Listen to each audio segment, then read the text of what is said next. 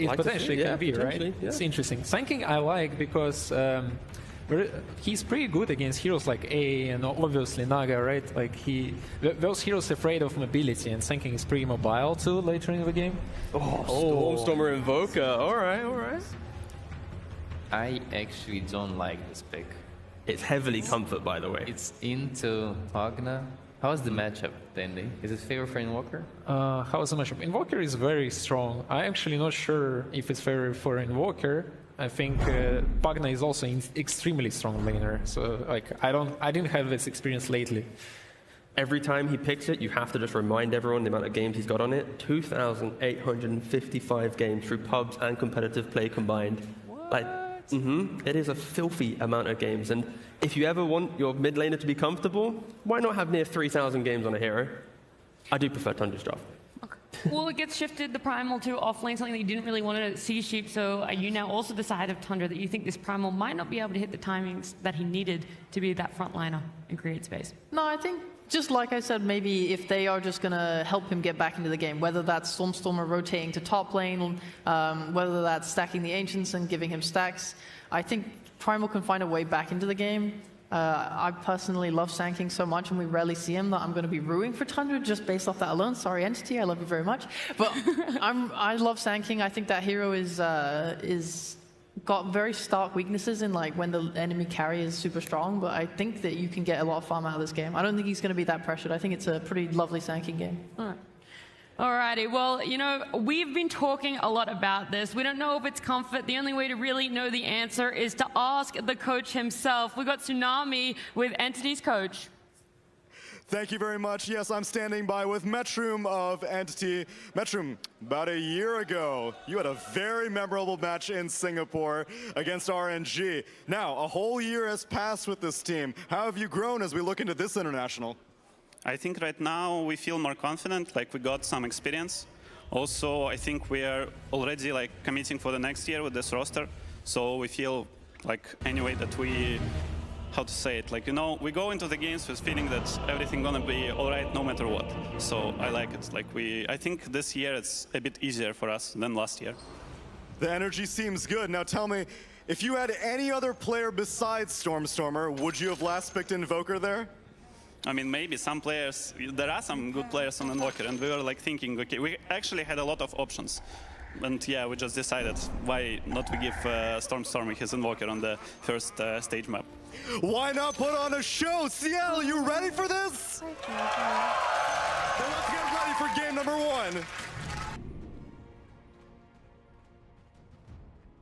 Oh yeah, and we're ready for it because I love the confidence coming out, and they're going to need it too, because looking at this matchup, if you're looking at a team, you're matched up against the TI winners, you're probably the underdog. You're matched up against a player who has won 2 TIs, you're probably the underdog. If you're matched up against a team who you have lost the last 7 official matches against, probably the underdog. Avery, is it true though? Is Entity that much outclassed by Tundra? They have to rank 1 player on 2 servers. Damn. They have the Joel man himself showing up with the Twitch chat support. True. That counts for a lot. And they have Gabby, who I consider one of the most weird carry players of the past few years. And this guy is a huge tempo creator. You take a player like that, put him in the off lane, give him a hero like Primal Beast, anything can happen. I don't know if they're that unfavored. I feel like this match is a lot more even than I think people are going to give it on the scorecard, particularly if Tundra don't begin to find their footing, which has been hit or miss for them with this roster that they're trying to gel with super fast, right? Sure, you can put a player like Topson into this team, world-class player, world-class lineup. How fast can they make it work, especially in a lower bracket elimination game? Okay, well, we heard from Entity's coach. What about Tundra and their feeling post-draft?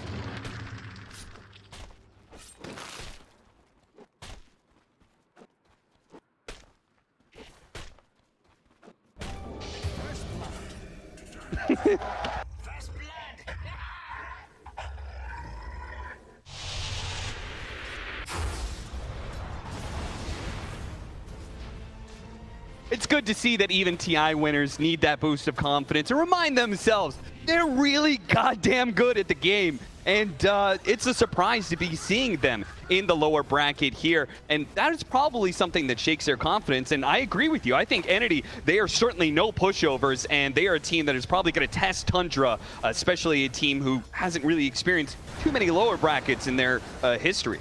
No, arguably had the most dominant TI bracket run of all time, right? So this is new territory for them. But it is familiar in the sense of, you know, we had the NADPC yesterday, and now we get some European DPC league gameplay today. These are two teams that are very familiar with each other, and sometimes in that interregional matchup, things get really weird. So I would not be surprised if these games go long, especially since we have, you know, a Naga Siren CK game. Both these illusion carries making their way back into the meta for good reason. You control the lanes, you control the map, you control the gold and the equilibrium. It tends to work out for you in the long run, especially with how these games are being paced. Yeah, and Entity, no strangers to long matches at TI. After all, we heard Tsunami alluding to it earlier. Their best of one against RNG last year went 107 minutes. So we do end up having a long one. Entity is more than prepared for that. This is a game that's going to get stalled out for sure. And it might be some early action on the lanes. I mean, you have very strong kill lanes, a lot of early synergy, and I feel like a lot of the tempo is going to come down to mid. Normally it's these offlaners, but you have a Stormstormer Invoker versus a Topson Pugna. Two Grandmaster tier heroes here.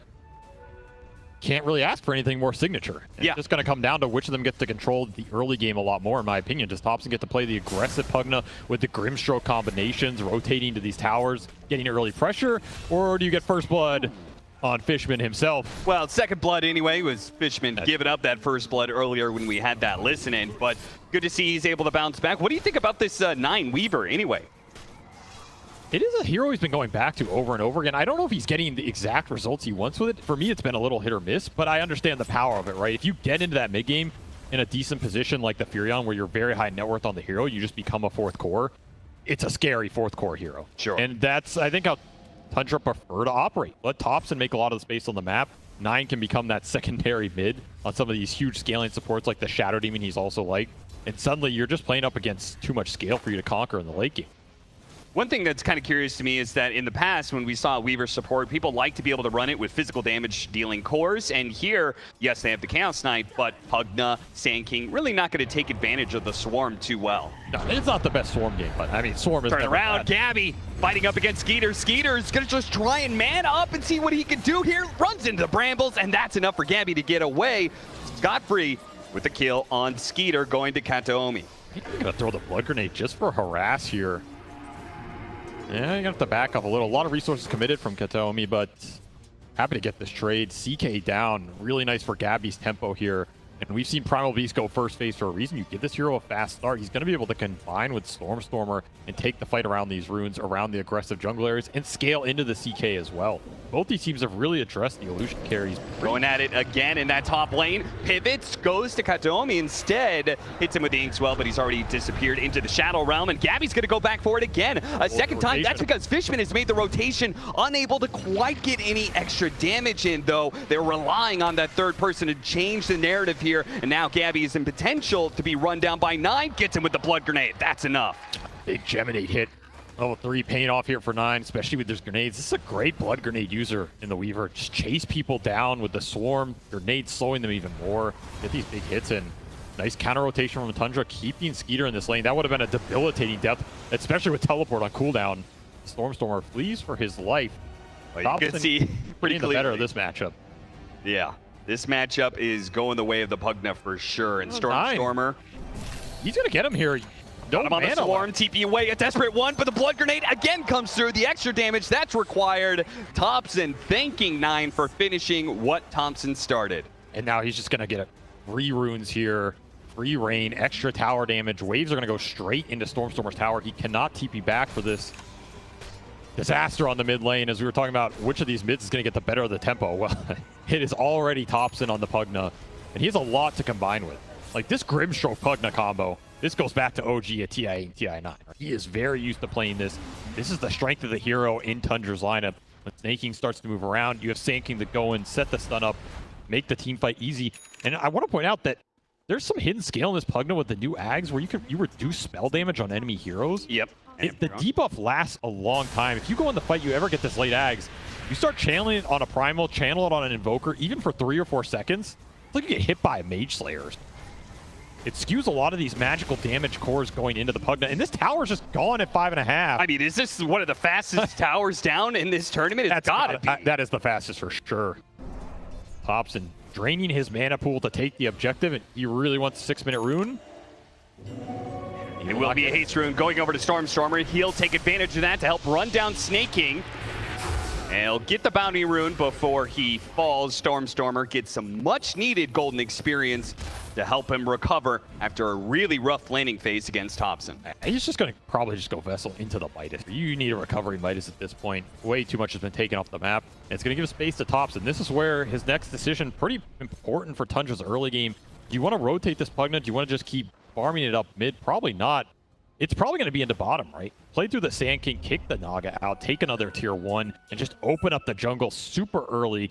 Sneyking can now just leave, play with Topson, get that combination going, especially if you get Wisdom Rune for an early Grimstroke ultimate. Fishman eyeing it up. They know he's here, so they're going to bide their time. Topson Wait for the TP. 7-minute where he pops out. Yeah, they went for the smoke over, but I think they felt the rotation was going to land in time. Fishman desperately trying to get that Wisdom Rune to spawn, but it will not show up in time for him to steal it away. I'll let him bottle it. Nice little core. Oh, that is very nice. I think they know Fishman's game. I feel like every game I've ever watched of Fishman, he makes that move. This man's not afraid to. May as well take the risks if you're not afraid of death, right? True. Be level 5 for 9 here. Sneyking is not a hero that we've seen a ton of, but 33 is making it look good so far in the laning phase. Top net worth, and straight up rushed into Vanguard, so now he's kind of untouchable. He's going to go into Boots of Travel, Blink Dagger as his options next. Did you like the Sneyking pickup when you saw it? I think this was a pretty good spot to pick it because they knew the lane was going to be free. I mean, it's an ancient apparition Naga. There's no way they're kicking 33 out of this lane with a strong support in the Weaver.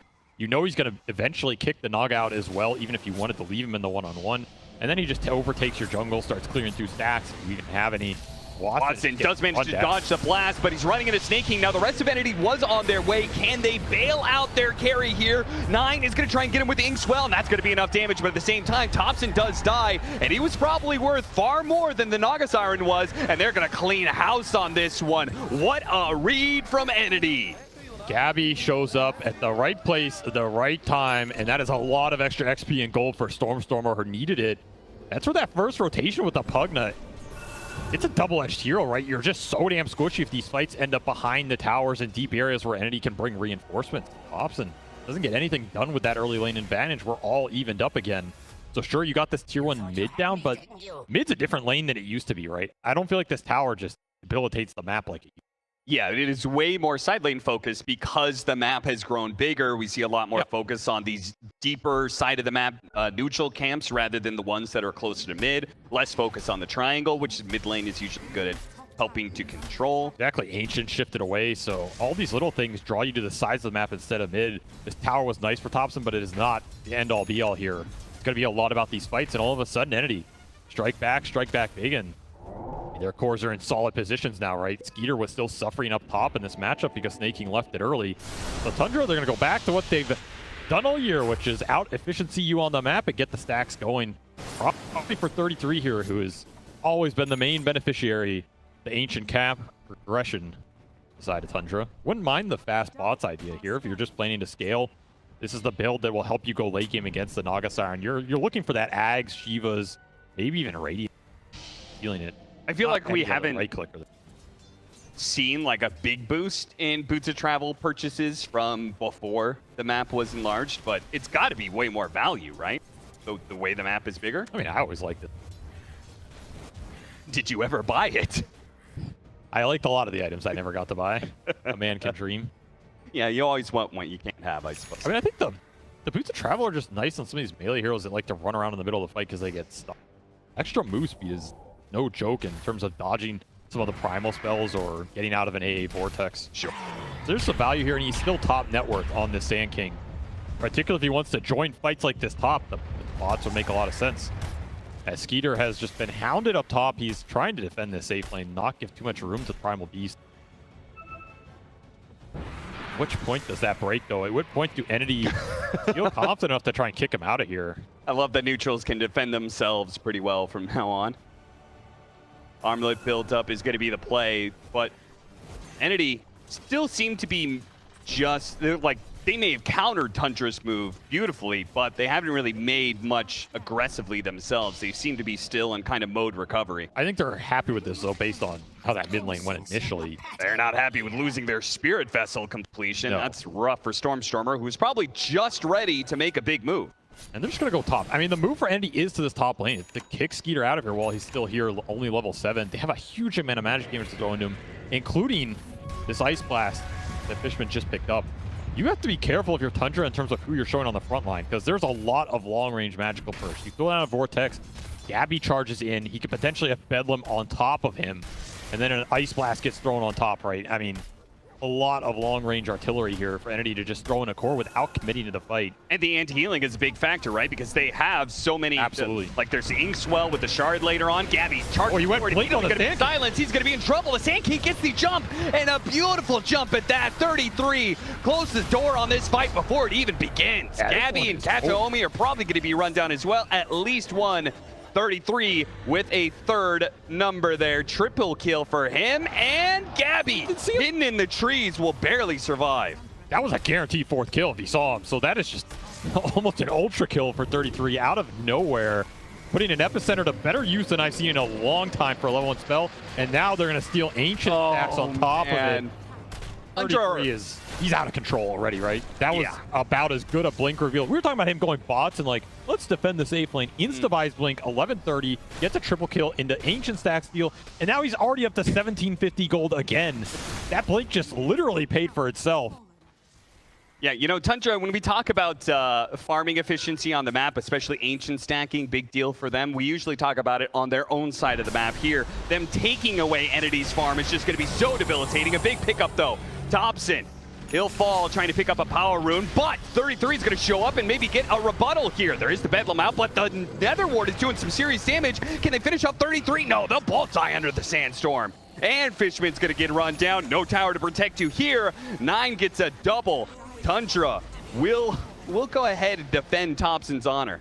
That move top just cost Entity so much in this game, because all of a sudden, your Weaver is ahead of the enemy Invoker here. 9 got a huge amount out of these skirmishes, full Solar Crest done, a very nice item he can throw just for the bonus armor on these frontliners here. Topson's still struggling against the AA Blast. I mean, it's hard to just man up in the fight with a hero based on healing. Gotta get away before Skiter can grab you. Turning into 33's game right now. He's about to run away with it on a hero that conventionally does not run away with games, right? This is not supposed to be like an Axe or something where it's mega fat, you get crazy blink strike team fights. A hero that has struggled in the meta and well out ahead.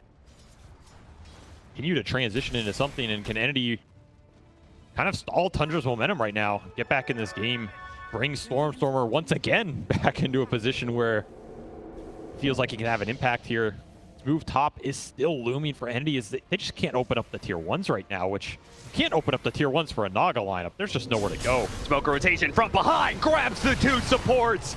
Picture perfect for 33 once again.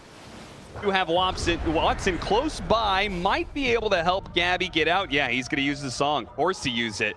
I don't blame him. Put 33 to sleep here and get the hell out. This man's just fighting too much. And it's making it look too easy, right?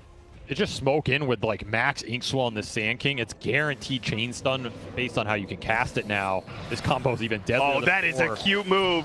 He may not be able to get there in time for the stun, but the extra movement speed helps him close the gap on Watson. Watson, of course, using the song to help others. No longer has it to save himself. 9 just setting up everything. One of the best killers in the game. Topson gets down there immediately. Reads Watson. Wow, now you're messing me up.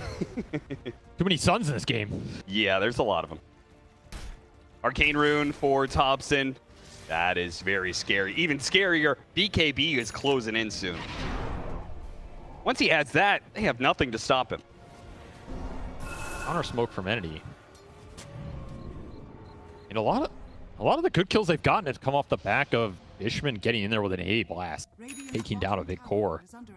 So it's got to be Gabby setting it up. And oh, that would have been fortuitous if they rounded the corner and grabbed that bug in time. 9. The smoke is just difficult. You look at the map. I mean, where's the Radiant Vision right now? You have 1 obs around mid, and that's all you see. And now Entity is here in force, but so is Tundra. And the way things have been going lately, it seems like Tundra are going to clear house on yet another team fight. Kataomi does manage to stop Topson there on the side, but Gabby's already dead. So these 2 supports are left with no cores to help them. Nice TP away from Kataomi, but still hurts to watch your primal beast, the big playmaker you have on your team, fall once again in these team fights. It feels like you just need PKB, right? Or Heart, something to tank all this magic damage coming out from Tundra, because once they set up the zone of control with Sandstorm, they drop a Pugna ward. You know there's this Inkswell proccing on somebody that you don't want to just linger around. Hard to commit in, even with a Blade Mail in the highest strength game.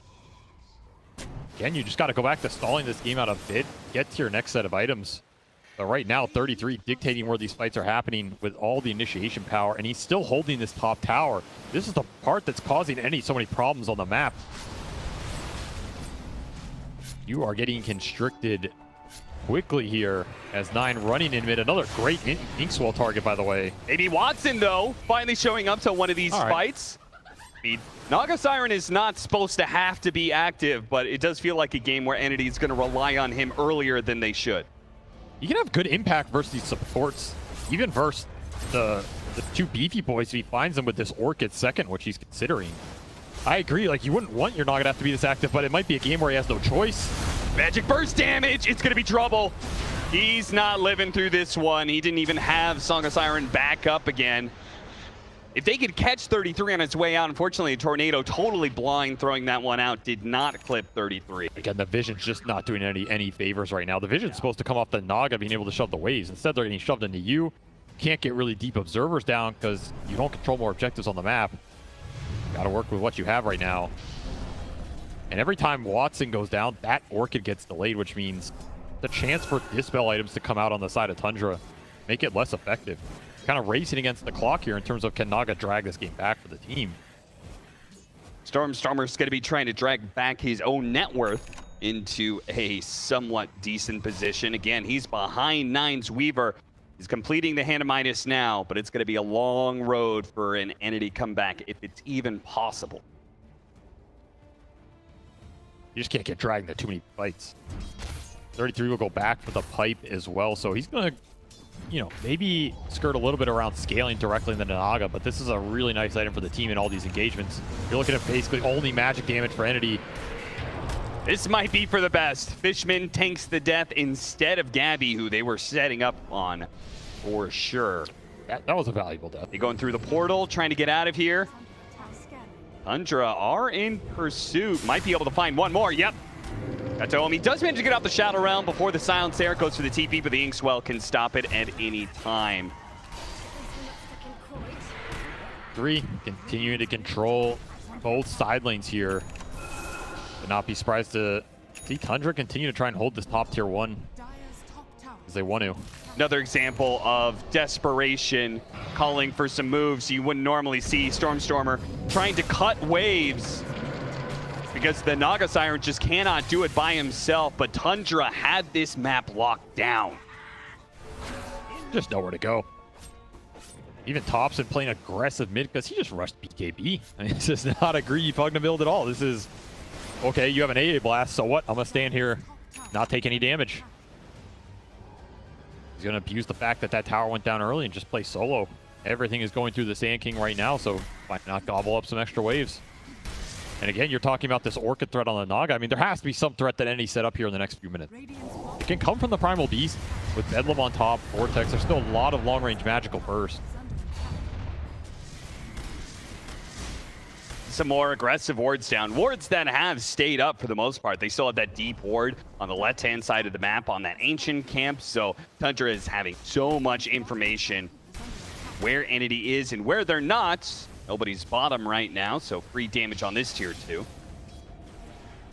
Orchid is completed. So ideally, Watson, he gets to shove some of these lanes in. That top tier 1 did eventually die to creeps. Open up a bit more space. You can maybe get to this primal BKB. That's your big timing. I mean, The BKBs are great versus Tundra's lineup. It negates pretty much everything if you can get there. Ward, that ward, that ward. It's going to pay off. Got him after the Manta. 33 has the Inkswell to chain the stun onto his epicenter. Beautiful stop, but it's skiter could die. Oh, man, what a dodge. Gabby charges right through that red flag, and now skiter can continue to chase down, surviving through the Ice Blast easily. Tundra, this is just absolute domination. There's just nowhere to run. Even 9 looking for Stormstormer with the dust. That's what everybody after these fights. Again, if that connection with the Primal does not hit, I mean, your team fight's basically over. You have to be able to land this Onslaught Pulverize on a big core target and just follow it up with all the spell damage you have. It's another engagement where Stormstormer doesn't even really get to use this Vessel in anything. At this point, if they had Hero to take the Tormentor, they'd be taking even more away from Entity. Beautiful stuff. I mean, this is like a relatively old school. Once Grimstroke got put into the game, this was one of the first combos I remember with Sneyking Grimstroke. It's a great Grimstroke line. Tundra really showing how this hero can just enable everything at the same time, right? All 4 of the other heroes are great with the Swell or Grimold combination. And I mean, yeah, this Sneyking one's just even better, that you can perfectly chain stun it now.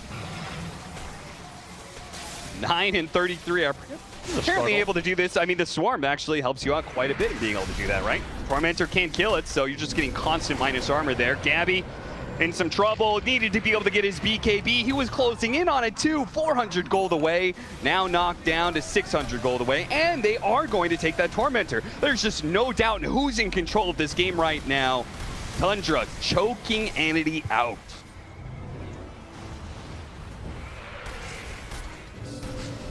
Heart for Watson? Heart. Is that your go-to now? Yeah, I mean, he's going to be way behind the hearts of both skiter and probably 33.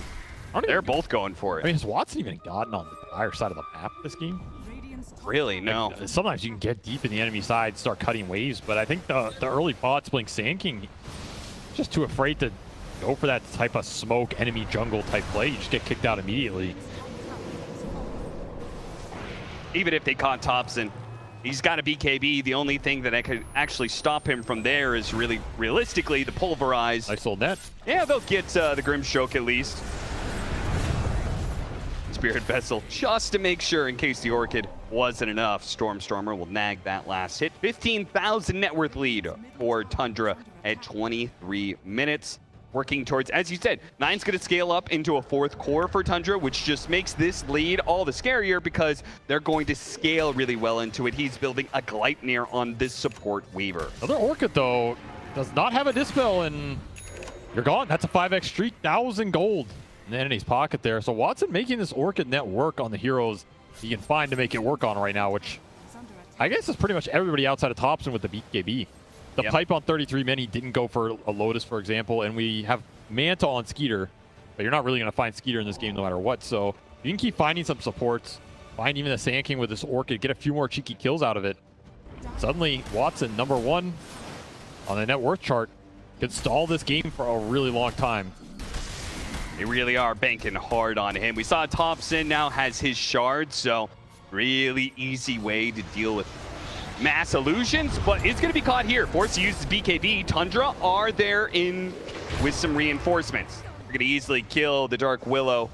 Holding for this Roshan, I believe, as it's going to go over to the other side in 1 minute, but Tundra are clearly strong enough to do it on the Radiant side if they want it. There's capability to take this fight. You did get to the BKB on Gabby. I guess if it switched, it might have even been more likely here. This is not a fight you can take, but the fight capability is slowly going up. They even got a gem. So this is Entity preparing to try and win the next fight at all costs. So they have Vision of the Sneyking guaranteed when Gabby goes in with the spell immunity and just try and put it to as much use as they can. Oh, he almost sniped it. That was pretty close. It was pretty much the only thing you could hope for on the side of Entity is that they snipe the last hit on Roshan and get that bounty away from Tundra, get a little bit of gold into their own pockets, but not the case. 33, he's going to have hearts. Skiter completing that as well, and now has an Aegis. These are going to be some tanky heroes. No BKB, of course, on Topson right now, but Not enough heroes around on the Entity side to really make much of a fuss, threatening the Terrorize, but actually gets pushed back and pulled back in then by Skiter. You have a shield rune on Watson. I think Entity were debating to fight this, especially if it's behind the tier 2 here. Just gonna have to give it up though. Still, Stormstormer getting some pressure top. I mean, hey, this is a Radiant here on the dire side of the map, so. Well, victory. The rat action begins. Little by little. Really Entity's motto at this point in time is one tier 2 remains for them. And all these towers are constantly being defended by Tundra. Besides this top one, it's really the only place the Naga Siren and this Invoker have managed to hang out for a while. That's the thing, it does have to kind of eventually be Stormstormer carries this game, as much as he's gonna have to come back. You cannot rely on the Naga illusions in the fight. You have the Pugna AoE ward off the shard. You have a Grimstroke who can eventually create his own illusion off an Ags. You of course have Sneyking who's just gonna create his own control that Tundra can sit in, not really care. Naga illusions are not gonna win you this game, even if it gets stalled ultra late. It has to be the 2 other cores coming back at some point off a team fight. So that's what you're looking for. Wait out this Aegis and get something going on the map. Right now, Skiter happy to just force the issue with his 2 lives on the heart. BKB done for Stormstormer, so that's second BKB here. Again, these BKBs are really good in these fights. Not a lot of physical to throw through outside of you getting reality rifted off of a swarm bug.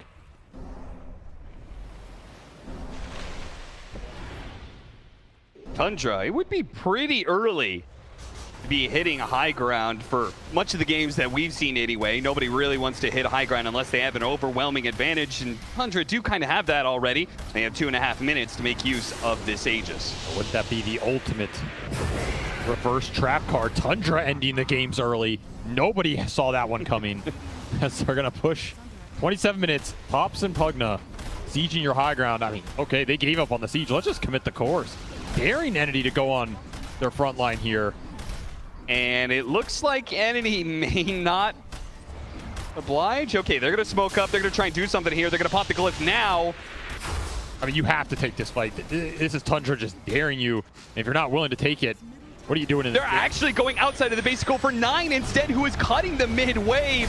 This shows how little faith Entity has in being able to take these fights. 9 may end up falling. They just need a little bit more damage. Please tell me they're going to get something out of this. Okay, they do. Meanwhile, Watson was trying to push some of the heroes away towards that bottom lane, stop them from being able to get here, but they're here now. 33 is going to make jump forward. BKB immediately activated by Stormstormer to protect himself from these stuns. They'll lose their support, but maybe they can get even more. Immediately an Orchid placed onto the Sneyking. Remember, he is tanky with that heart, but they have plenty of damage thanks to Watson now being here. They might just be able to cut 33 down to size, trying to get away over to that haste rune. No such luck. Topson turning it around. Great nether ward with Bull, but a song. Uh-oh.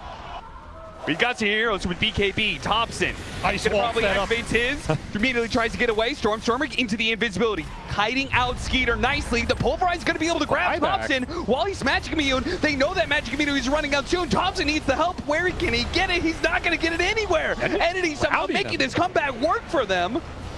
Even got the Weaver buyback that turns into absolutely nothing for 9. Just crushed his economy.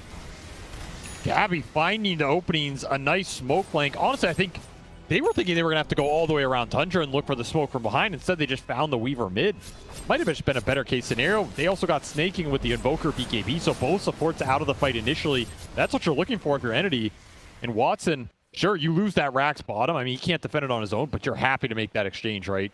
Your Aegis didn't even do anything there. Skiter's still holding on to it. Yeah, I mean, you were in it for the long haul. Now we have an 8,000 net worth lead that was cut down from, what was it, like 16? Maybe even more? I mean, Tundra was way, way far ahead. All they got was a melee barracks? I think that's totally fine for Entity. Should have listened to themselves and not gone high ground. Exactly. Learned your lesson. Never go high ground. Now you get some breather room. You get to deward some map with this gem. The deep obs for Tundra that were locking you down. Suddenly they're all gone. Tundra, who lack the vision right now, are going to have to force the fight blind. Will pick up Skiter's BKB. Yeah, much needed since that second life did expire, so.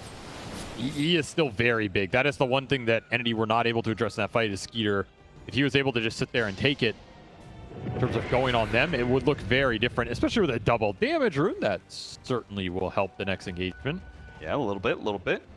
Entity probably still planning on dodging unless Tundra tries to hit the high ground again. After all, they're closing in on some pretty important items. Gabby the Heart, Invoker trying to get that Aghanim Scepter. Actually went Blink Dagger instead. I thought you needed just more firepower, just more damage against this double Heart. What do you think he's trying to reap out of the Blink Dagger pickup? I mean, Invoker's damage does come from spells, right? It also comes from just being in there with BKB Alacrity, right-clicking people. Blink allows you to do all of this instantly and maximize the time where you have the debuff immunity versus a lineup that kind of relies on you not having it in order to lock you down. Sure. Like, these BKBs are just so valuable for Endy. You need to make the duration they're up work for you and get as much as possible. That's why taking out the supports is nice. You take the Grimstroke out of the equation, suddenly you not having BKB isn't as big a problem because you're removing so much of the control and so much of the combinations in terms of double suck, double stun, all of these stun chains. In some ways, I think Sneyking is the best target to take out of the fight first, unless you can just kill 33 off the bat. And honestly, 33's item build this game, he had one of the craziest starts on Sneyking we've seen in a long time, but he transitioned it into Pipe Heart. And what these items are great for is that like early high ground timing, going with the team, sieging that base, saying, go on me, my regen's gonna be too much for you right now. It's not gonna be some early like Shiva's Ags that would have dealt with the stationary fight into Naga, Invoker, post BKB, that type of thing better, right? He's pretty susceptible to getting bursted from physical damage. He just doesn't have any armor. He even went for Yules. So a lot of extra utility and Dispel in the Sand Convey. You're looking at 10 armor with bonus from a Cloak of Flames. You start getting hit by this Alacrity, you're gonna melt. Yeah, we saw that in the last fight anyway. Second round of Tormentors are coming up, so Tundra will take theirs first. And at this rate, they're going to be capped out on. Skeeter doesn't have his. Surprised he didn't try and solo it. Just for the highlight reel. Later on, Aghanim Scepter, he could do it. He's going that Ags. So pretty interesting to see him go this. I think it is one of the unexplored areas of Pugna in the current patch. Just being an anti-spellcaster, not off of the ward, but off your ult. It's not really how people perceive the hero, because a lot of these matchups are still seen as more okay to play as long as you have Gibby running in, right? Yeah.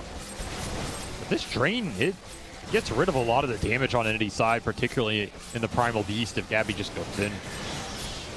So I like that Topson's going back. Whoa. Okay. Careful there. Can't afford any more Tormentor deaths. I hope that's a stat they put in the future Battle Pass and compendiums. How many players are going to die to a Tormentor? How many of those were Fishman? Bloodthorn now done for the Naga Siren. Another big item pickup for Entity. Does also mean there is a bit of a downside to this Naga Siren being so far up in the network chart.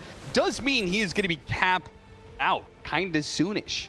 You know, he only has that one slot that's a Wraith Band slot, and then you start getting some diminishing returns on any of your follow-up items from there. Yeah, it's interesting he completed the Bloodthorn. I almost think the defensive value in it is better than the offensive amp here. Right, like him getting that Mage Slayer build-up, getting extra magic resist. That seems really nice for Tundra's lineup. Whether he can actually get in here and use an active off it, I don't know. I mean, there's a lot of Dispel building up. Guys, blast on cooldown. Tundra is more than willing to take the fight. Kataomi's going to be in some trouble here. Self-Yules try and protect him. Get off the Terrorize. Does get in onto 3. And groups them up together as a result. And Watson Gabby immediately pounce on this opportunity, taking out the back line. Topson and Nine's Weaver are both dead. Meanwhile, Skeeter is trying to do what he can, but he can't really touch this Naga Siren too much. Song's going to go out. The BKB means that only his hero can do the damage, so the illusions are rendered totally futile. They don't do anything, and now with 33 caught in a corner, he's going to try and Burrow Strike over the side. Desperate TP out, but they have the vision to be able to stop him. Kataomi's going to make sure he stays dead with a buyback and Yule's usage. 3 dead on the side of Tundra. Heroes that do not have buyback. All of a sudden, Entity went from, okay, this game could be over by 20 minutes or something, to now they're going to even out the network lead. They're going to get the Aegis. They're going to get the cheese. These EMPs with the suck on them, they're so annoying. It ruins your positioning in a lot of these fights, just dragging you into awkward positions. But the biggest thing here is Kataomi with this terrorize on 3 pre-Topson BKB. He got nothing off in that fight, just did not see it coming at all. And all of a sudden, you're just stuck in a bad engagement where you don't have the damage to take this. I mean, Skiter's BKB is great here, but what's it doing? Absolutely nothing. Naga's just healing through everything. 33 never even gets an epicenter off in this fight. A lot of things wrong on the initiation there for Tundra, and maybe not respecting the turnaround potential. Especially going up the hill like that. This is the type of game where you rather get these BKBs out from Entity and then take the fight afterwards. I think just running into them and taking that in the 8 seconds where they're happy to sit there and hit you back. Yeah, you've been ahead this game, but you're not that far ahead, right? Sure. Your items don't count for a lot in the physical man battle here because it's only Skiter during that duration. You think that Ice Blast being on cooldown just wasn't enough an advantage for them to like force it? They need to take more methodical fights, which we've known Tundra for. I mean, there's definitely some misexecution there, right? Like if Topson gets BKB and he gets all his spells off, that can look very different too. Sure. Yeah. All these things are like a bit hindsighty, but they definitely got clumped up on that ramp and they got punished hard. And all of a sudden, you're looking at a 1K game with an Aegis on Watson. And this is where that Bloodthorn feels great because now he can just go in and start manning up on people. It doesn't even care if he dies. And now the Naga Siren Illusions are strong enough to really start taking some map control away from Tundra, whereas before it felt like so much of this Pugna and Phantasm Illusions running down the lane were actually securing more. Aghanim Scepter almost done for Stormstormer. So if you can get the lockdown, especially since the Ancient Apparition got the shard, right, you could have the possibility of hit him with the Ice Blast while the Sunstrike Cataclysm is raining down on him. That by itself is going to be enough to wipe out the supports, maybe even more. You can always sleep Kata. Yeah, absolutely. Sleep Kata Ice Blast for sure.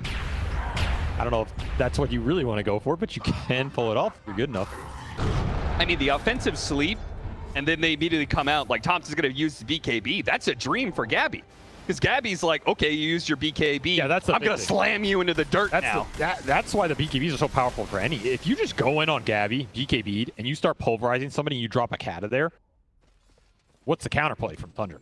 Yeah, I mean, their whole counterplay is, I guess it's like the Swell Shard heals, right? It's the Ink Swell that heals and also Hard Dispel. We also have the Pugna heals, but the Ice Blast counters so much of that. So. I mean, I guess the strong Dispel from Sneyking is becoming more and more important. Yeah, it is. Like, throw it on the Sneyking, throw it on Heater, and let it break some initiation chain from Entity potentially.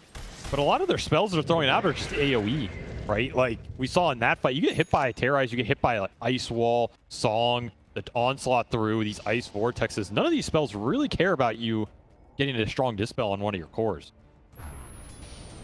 Outside of maybe the Orchid. That's one of the things that honestly has caused Tundra more problems than I thought would have in this game, especially with the timing that Watson got it at. But he's been catching these Weavers, catching heroes without the Dispel later on in the fight, and it's just sealing the deal. And now you have an Axe on this Primal.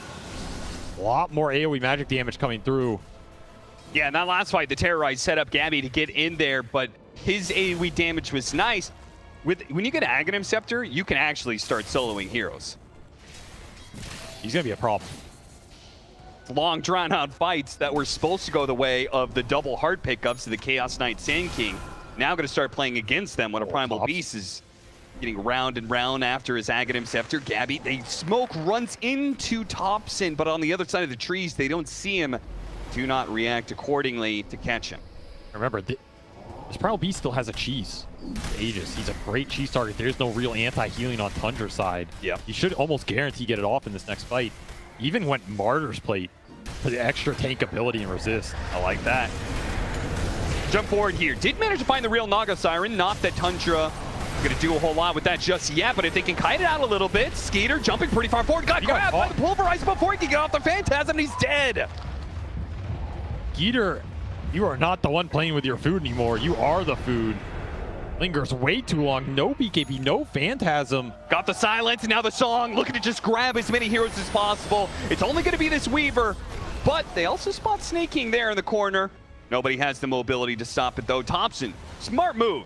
smokes up with the ninja gear. It immediately runs down the mid lane, knowing that losing their carry puts them in a position where they could be losing barracks. He's got to get out there and cut the creep waves as long as he doesn't get caught in the process. Stormstormer knows he's around here somewhere. Misses the tornado. Topson deeper into the trees. If he got caught there, if he got spotted, he would die. He does not have his BKB. And this is where some of those Pugna games just start to feel bad, right? Oh, yeah. There's a reason we don't see his hero a lot. It's because when the games start to go wrong, it can go really wrong. And you can't rely on him to just play a defensive-oriented Pugna with saves on a core, because that A blast is always there. There's a lot of interrupts from Invoker. Becoming a very tough game for him, despite having a tremendous early game here. Topson struggling to make his impact felt in these fights, outside of dropping a Nether Ward and hoping it's enough. Entity have just reversed all the momentum in this game, and now they're the ones with 10k goal lead. It's like just cruising into this ultra late with Invoker scale. And there's a reason this guy's got almost 3,000 games on it. The Invoker scale, I mean, we were talking about it early on of like this Hannah Midas, will it get the Invoker back into the game? A little bit doubtful that it would, but he got there. And now Kataomi, who also went ahead of Midas, he can also be a scaling factor for Entity. So it's not like it's really going to be stopping anytime soon. He's got a hand of Midas, and as part of the components to his Aghanim Scepter in his gold bank right now. So from bottom 3 to top 3, Stormstormer's journey in this game has been everywhere. But he has found his footing now, and he's just in the late game. Tundra let that momentum slip. We're going to try and claw it back with the smoke forward. A jump onto Gabby. A hard hero to bring down. They got 9. Plenty of chain stuns. Yeah, they did find 9, and Gabby gets a half health before he has to use his BKB. Now he's going to charge back in with the Eul Scepter put on Topson. BKB, Inkswell, both trying to get him out of there. What a grab there with the Soulbind, though. Double stock going out. BKB from Stormstormer trying to get him away. Well, Watson protects his heroes with the Song of Siren. Activates it now to be able to stop down. Straight for this Chaos Knight. One-on-one, this carry battle, it is no match. Stormstormer, 200 HP. 33 got frozen. Could not finish this Invoker off. Even the supports are surviving through this one. Topson in trouble with Gabby and Watson surrounding him. Finally, jump forward from 33 will help finish off the Ancient Apparition, but he's being kited around now. A stun on its way, hiding underneath this Sandstorm. Desperate, trying to keep Entity at bay, but they will come and hit hard with Gabby. Charging straight through that Sandstorm and flattening the Scorpion. That fight almost got turned off of a crazy Sandstorm in the back off 33 and a great leash from Sneyking. But honestly, these BKBs are just doing way too much for Entity right now. And Watson, there's just nothing controlling the Naga in the fight. He is putting out the most damage right now, just shredding people. Too many problems to deal with right now. Which fire do you try and put out first? And all of it went on Gabby at the start. That is just not the target you want to be going on if you're Tundra. And one Gabby is very happy to tank up with this Martyr's Plate. Didn't even have to use the cheese. It's just heart regen with 5,000 HP. We're seeing this carry matchup. I mean, the moment we got the butterfly on Watson, things really did start to turn. Yeah, Skiter can get an MKB, but it's really not doing much for you when this battle is an illusion battle, not a hero versus hero. It's all about who's using those illusions more effectively. And the Hex on Watson, I mean, that fight started off with 9 getting nothing off. He was trying to scout, play aggressive with BKB. It's another instance where a hero on Tundra with BKB that is supposed to guarantee them an entrance into the fight doesn't even get it off. The initiations have just been all Entity for the last 20 or 25 minutes here. They will reap their reward as they get a full lane and 2 tier 3s.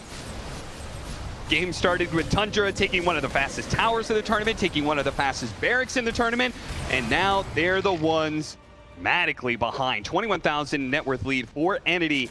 A full lane of barracks down in the bottom lane, and a Roshan fight that they have to contest, but have no momentum going into it. Skiter, his smoke breaks, and immediately the retreat. And this is just Tundra hoping the smoke works out. Hoping that Skiter can somehow create some sort of opening off illusions. Phantasm up in 10.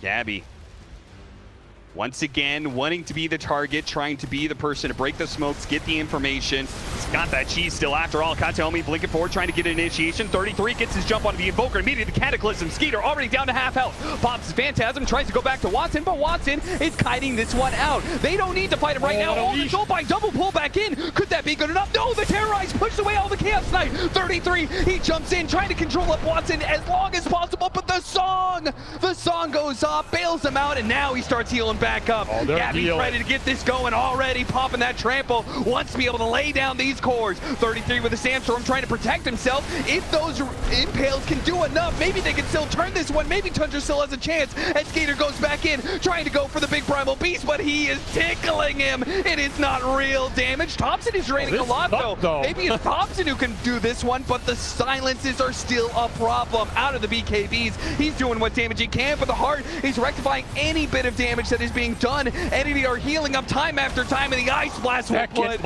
that heal out of the place. This fight has gone on so long, but no heroes of Entity are dying, and every single one of them of Tundra will fall. They just can't kill anybody. There's way too much sustain in these types of fights. Especially this Naga song. You're healing up heroes with percentage off of such high HP pools here. Gabby, I would love to see the amount of damage Gabby has taken this game. They probably killed him 10 times over, and yet still not once. Yeah. I mean, Tundra are putting out the deeps. It's just not all going into one target. It's all getting spread. 33 does find Stormstormer again. This is the target you want. Another great Soulbind, and what does it yield? The song resets everything. You still have some BKB duration up, and then Gabby just goes to town. Not to mention second Ice Blast. I mean, you can't win the fight off one. The second one should do the trick here. Now you're just looking at potentially Megas. Yeah, Tundra, they don't have the buybacks to be able to contest this really with their full squad. This is looking like the buildings are going to die too quickly. As Topson can somehow persuade them not to hit the buildings and go for him instead. 33 damage. Jumps forward. Two-man burrow strike, not too bad. Cataclysm goes out. Thompson's got to dodge that one, but 33 can't dodge anything. Not when he's been grabbed by the Primal Beast. Locked down there. More draining from Topson, and they are going to be able to force Entity back here. They respect the fact that with that buyback from 33, they still could get caught in a sticky situation. They leave that final melee barracks still up. Topson is struggling, man. Life Drain is an okay spell, but it just looks like it doesn't exist in this game. You have cores with 50% plus magic resist sitting on heart regen. It literally doesn't lower your HP at all. Yeah, and the whole idea we're talking about with the Aghanim Scepter, maybe lowering some of the damage that's coming out from these heroes, particularly the Primal Beast. Maybe he starts doing nothing in these fights. Well, it's only just now here. All these long life drains, he didn't have the Axe. So at least now you're getting some utility effect out of it. Yep. But you cannot rely on this part of the damage. Bloodthorn. Watson does not put his hero in danger. He lets Gabby charge for it. You said, you take him out. I'm going to wait for that second life. And sure enough, skiter does a buy. He immediately buys back. Soulbind onto 2 cores here is pretty nice, but the Song of Siren ruins everything. Look at the blast. Here comes the Ice Blast lined up. Goes straight for 9 and Topson. Topson pops his BKB, trying to kite backwards. Gabby's going to be target once again, puts himself forward, gets to the Dispel, turns around, goes for Topson without that BKB. Yeah, they'll just pound those bounds into dust. Skiter finally back. He still has no Phantasm for 9, however. Yeah, he's doing absolutely no damage with just his hero. In fact, he pops the BKB, and now he doesn't do anything as Gabby once again grabbing hold of these heroes, not letting them go anywhere through this one. Runs over the Sneyking as well, and Entity do it.